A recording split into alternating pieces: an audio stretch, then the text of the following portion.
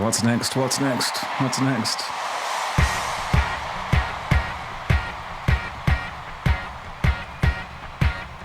Once upon a time, a few mistakes ago, I was in your sights. You got me alone. You found me.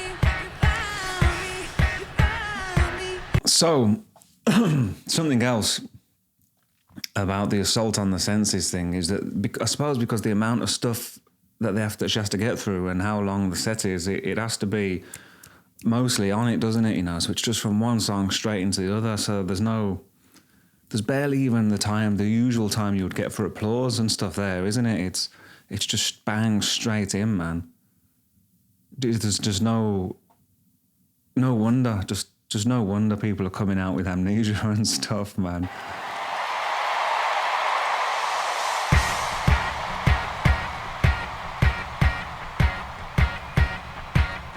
Once upon a time, a few mistakes ago, I was in your sights. You got me alone. You found me. You found me. You found me. I guess you didn't care, and I guess I like that. And when I felt hard, you took a step back. Without me, without me, without me. And it's longer when it's next to me, and I realize the blame is on me. 'Cause I knew you were trouble when you walked in. So shame on me now, took me to places I've never been, till you put me down. Oh, I knew you were trouble when you walked in. So shame on me. This is my favourite version of this song, man, so far, I think. This is another one that I kind of like respect and like, you know. But it's just beautiful melodies, isn't there, you know. I wonder why sometimes I'm not taken with things so much and it takes like I don't even know if this isn't really a stripped back version, is it? So maybe it's just the show, I don't know, but I'm enjoying this.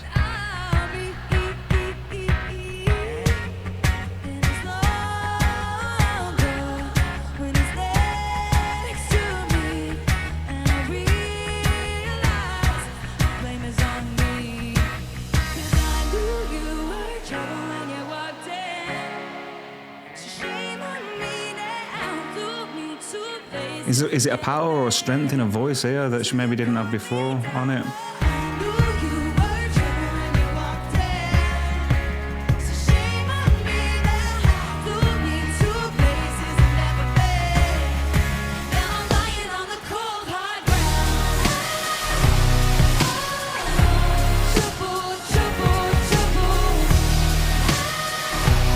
What a great show, man.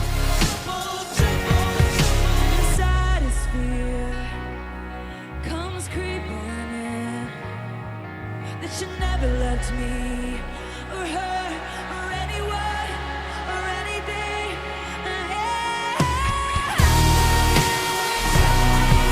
This is my favourite version of this, easily.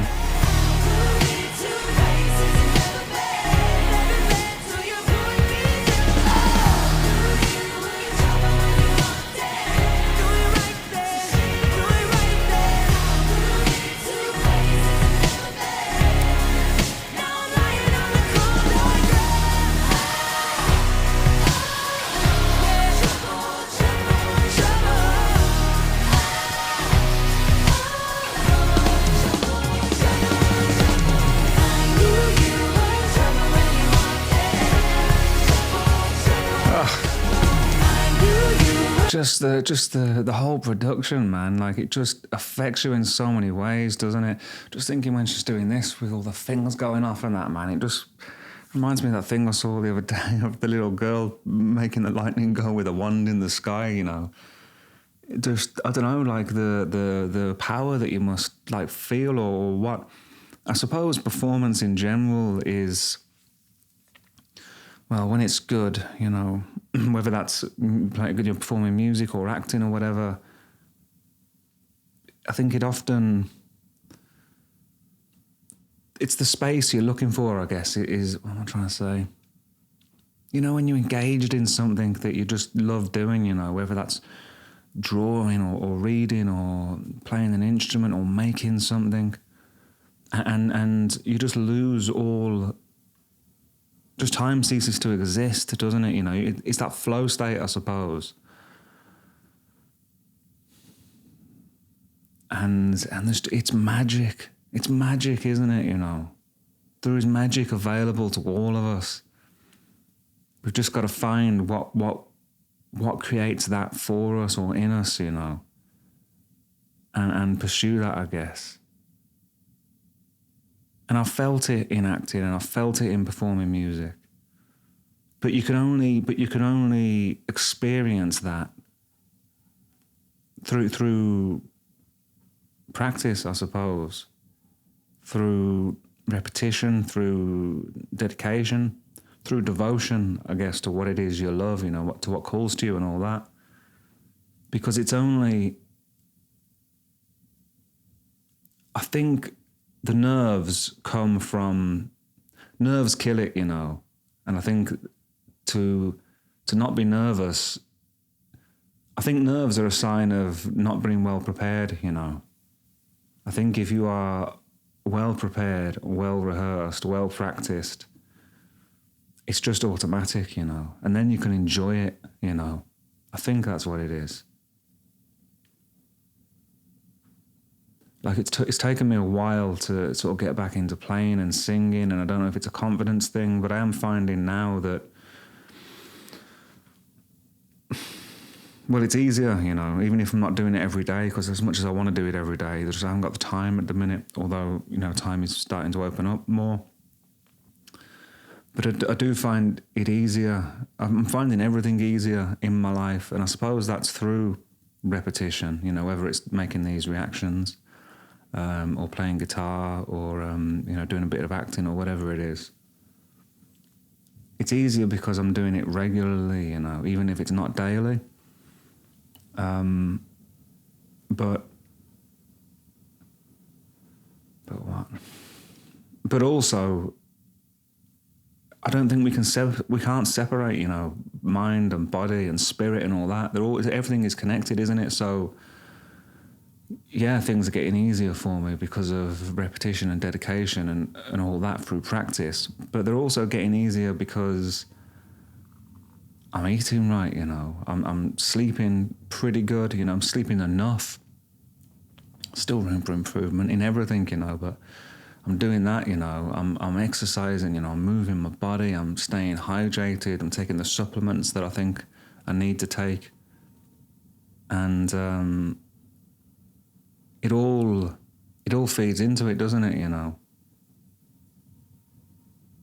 And I think that's what's wonderful about, well, it's a wonderful realization to realize no matter how rubbish your life is, you know, no matter how awful things are, they can get better. They're not going to get better quickly, you know. So we've got to put that aside. And we've got to fall in love with process, I guess, you know, with journey rather than destination. Because if we're focused too much on the destination, we ain't going to get there, I don't think. It's just one day at a time, isn't it? You've got to build the good habits. That's what it's about, I think, is building good habits, you know. Look after the pennies and the pounds will look after themselves, you know. Or look after the cents, look after the dollars will look after themselves. Does that work the same? But we are what we do, I suppose, you know. What we pay our attention to. And our attention has got to match our intention, right? So I think, yeah. I mean, I don't know why I'm saying all this. I guess this has been my journey, I suppose, over the last couple of years.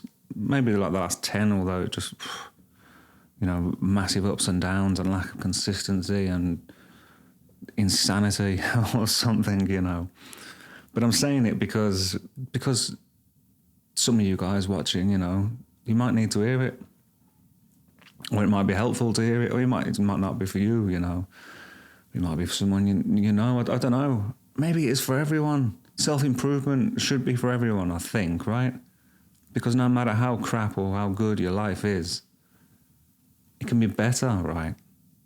And I don't mean just better for yourself with, you know, material gains or whatever. Well, I suppose, what does better mean?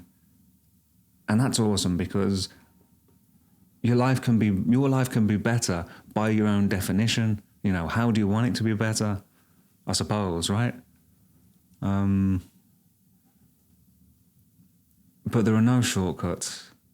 It's not easy. But you've got to choose between the pain of action or the pain of regret, I suppose. And you can have anything you want. I love this idea, right? I've been thinking about making a video about this. I love the idea that you can have whatever you want within reason, I suppose. But maybe not, you know. But you can have anything you want in your life in 5 years. But you've got to decide what that is, you know, and aim at it. And you can adjust your aim, you know, as you go. So, you know, it might change a little bit as you go along. But wherever you are in your life in 5 years, you can probably have whatever you want. But you've got to show up for yourself every day, you know. You've got to... How would your life look if for 5 years, every day, you stopped avoiding the things that you know you needed to do, you know? And to be perfect every day for 5 years. Yeah, it's not going to happen, is it? But if you can do it and get better at it and fall off less, it becomes easier, you know. You gain momentum. Momentum is important for me, I've realised. Maybe it's important for everyone. I don't know.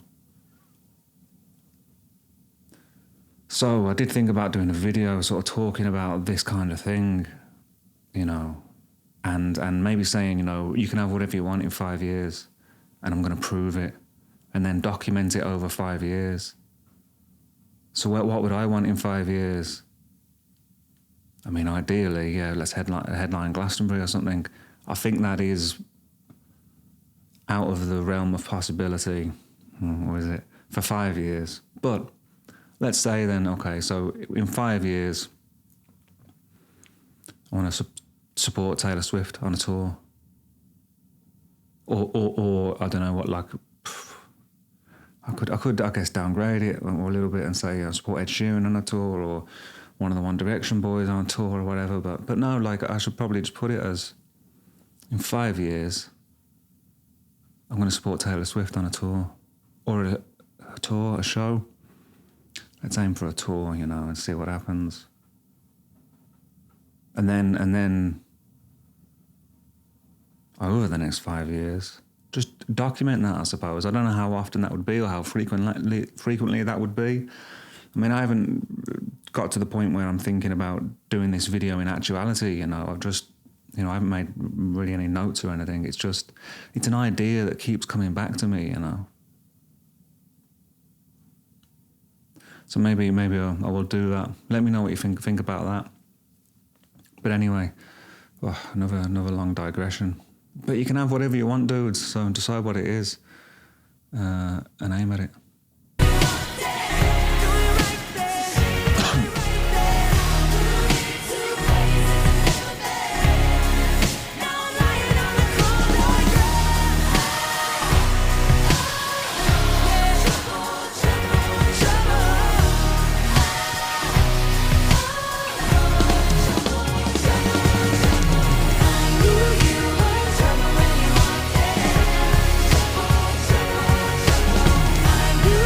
That's the shot there, isn't it, man? Like, that does something to me, man.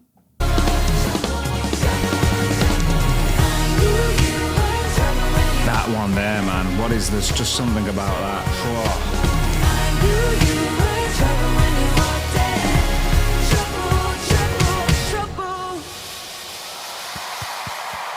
Awesome. Yeah, that's the best, my favourite version of that tune. It's gone up in my estimation.